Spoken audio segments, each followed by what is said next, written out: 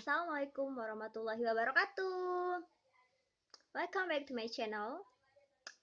And today's video is about reaction. You know that from the title, of course. And yeah, this video I make it because one of my viewer asked me to do a reaction of this video, The Throne of Allah. And yeah, here you are. One thing you have to know that I've never been watching this video before, and I will love to watch with you the first time. And yeah, I make the filming this one. And okay, I hope you guys enjoy this video. Let's start.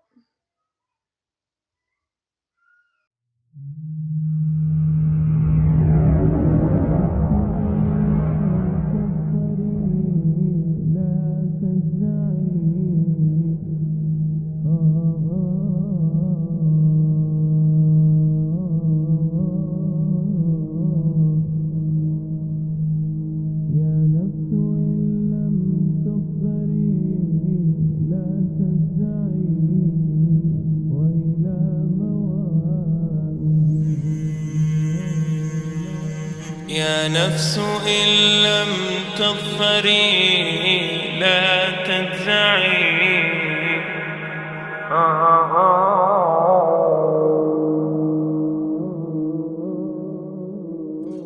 All the praise is for Allah,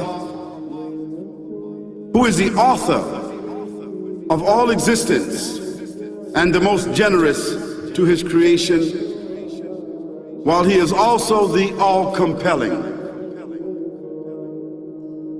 He is the only one worthy of our worship, having no partners, no associates, no sons, no daughters, no one whom he must consult, and no one or anything which has any comparison with him. All the praise is for Allah, who is the King of all who claim sovereignty, the only one who has the right to legislate for his creatures. He is the giver of life. He is the causer of death, while death has no effect upon him, because he is the ever-living, the self-subsisting, the eternal and the only absolute. All the praise is for Allah, who has power over all things, and there is in reality no power and no strength, no influence to cause benefit or detriment except through him. It is he who created this complex world, the seen and the unseen, the evident and the speculative, the earth and all that is on it and everything that is in it. It is he who sent his messengers and prophets, alayhimus salam, with the common message of strict monotheism, which simply means that there's absolutely no one worthy of worship, no one worthy of our obedience except the Almighty, the One, the Absolute, and who has no partners. The earlier messages which changed the world in the area in which the prophets were sent, those messages we know have changed, and even the prophets who brought them, their names are now lost.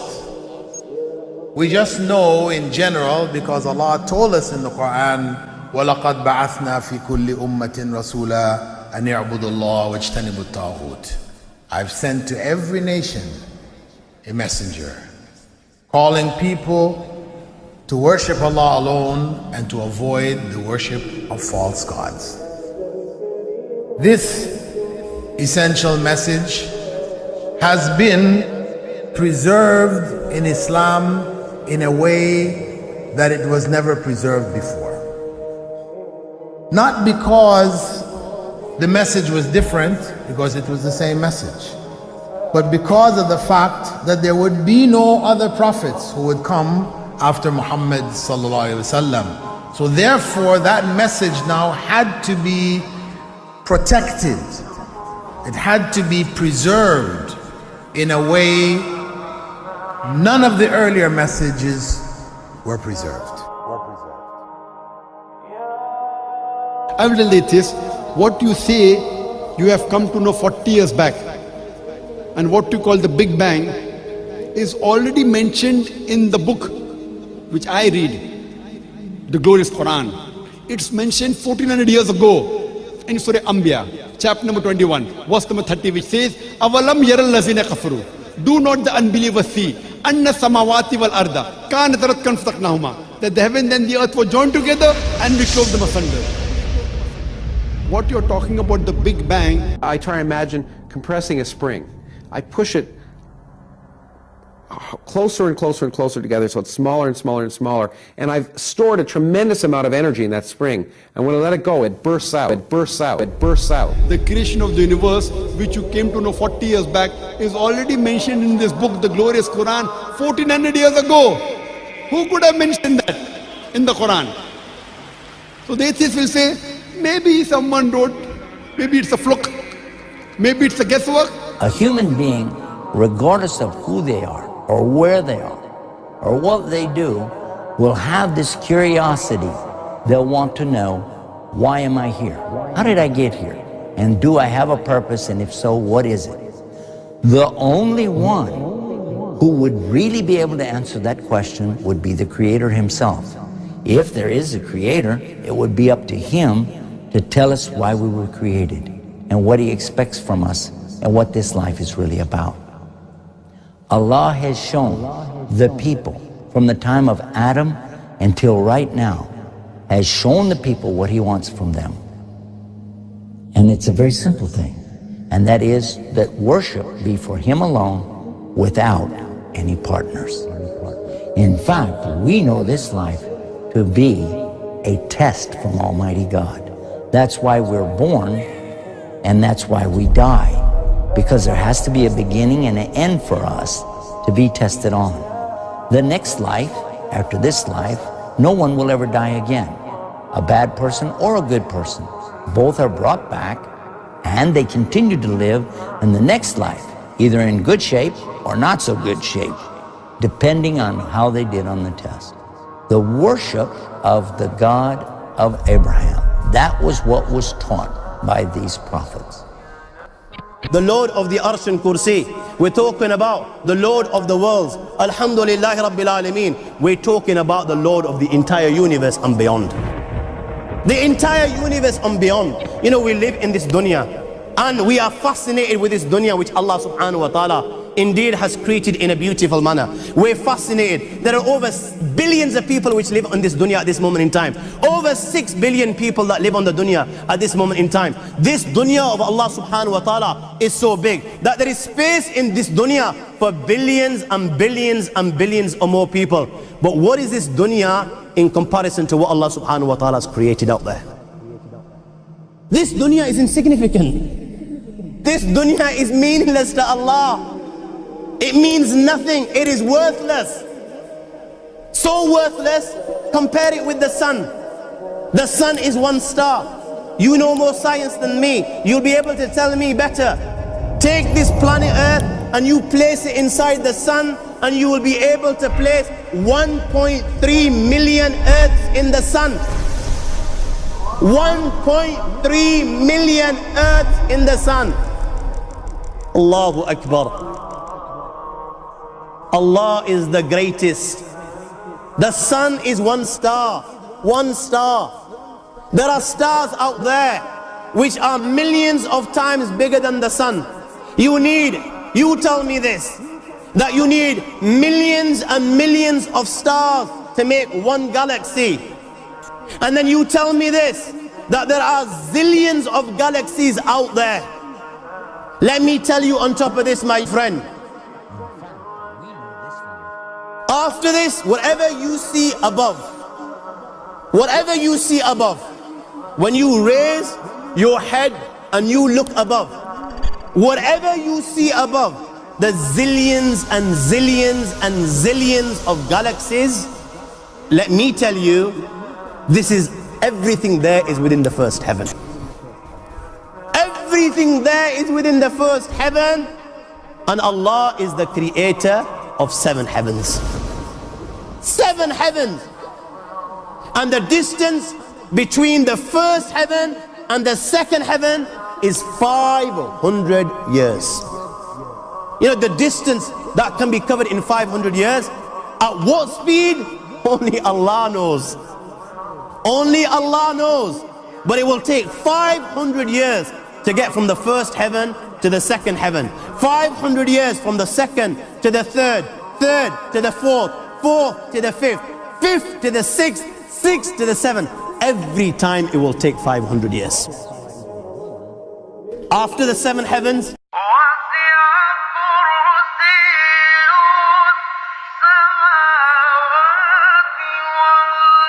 وَسِعَ كُرْسِيُّهُ السَّمَاوَاتِ وَالْأَرْضِ. You all read the Ayatul Kursi. You all know the Ayatul Kursi. After this you have the Kursi of Allah. You have the chair of Allah subhanahu wa ta'ala.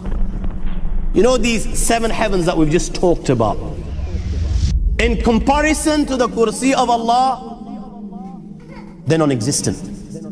They're meaningless.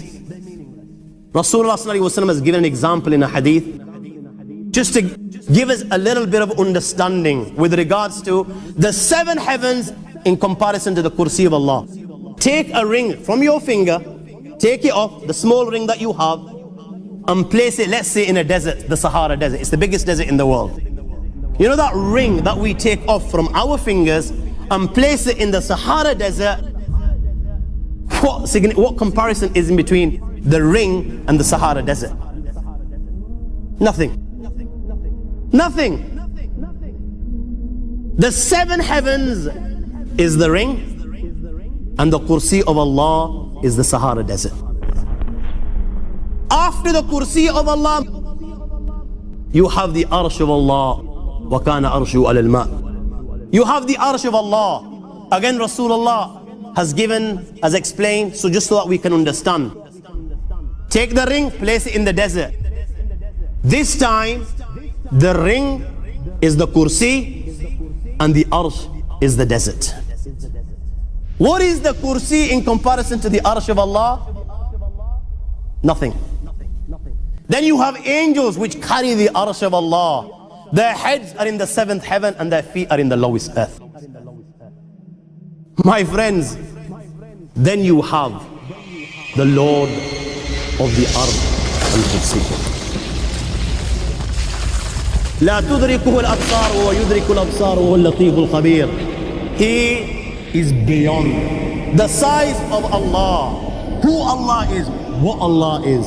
The greatness of Allah is beyond the comprehension of my little mind. This is the being that you and I are messing with.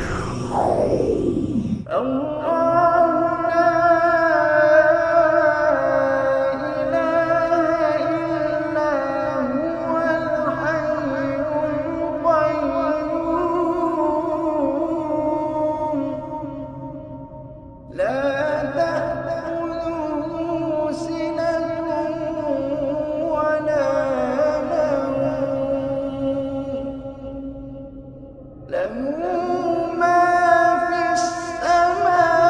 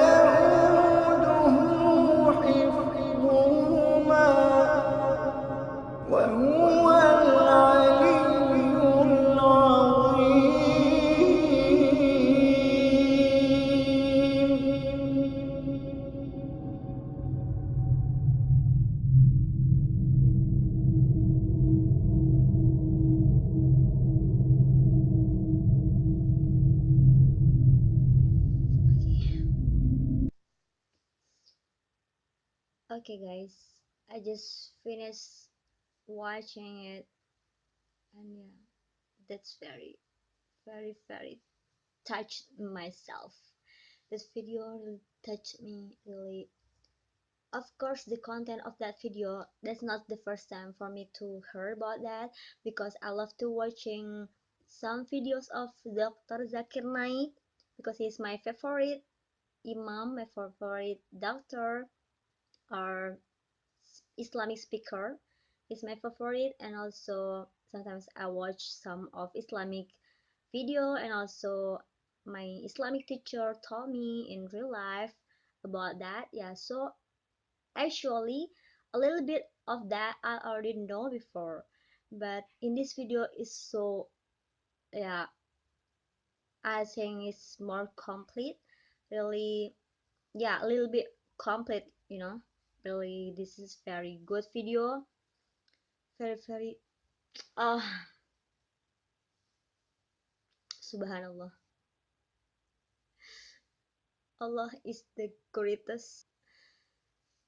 Yeah, we are nothing, we are just in the little, very little earth.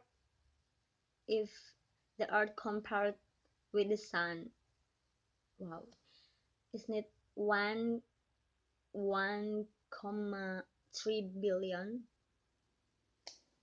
Well, I don't know what to say anymore.